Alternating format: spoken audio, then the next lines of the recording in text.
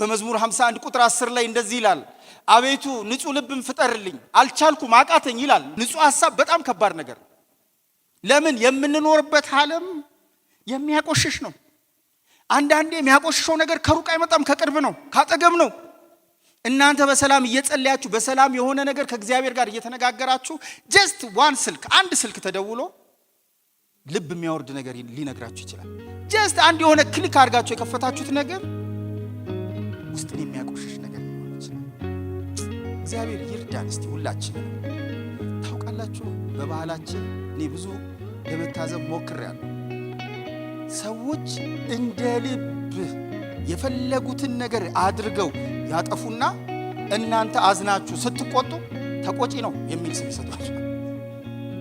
እግዚአብሔር እኔንም እናንተንም ከእንዲህ አይነት ማንነት ያድነን። ያዘነውን ወንድም ምን በድዬ ነው የሚል ልብ ይስጠን።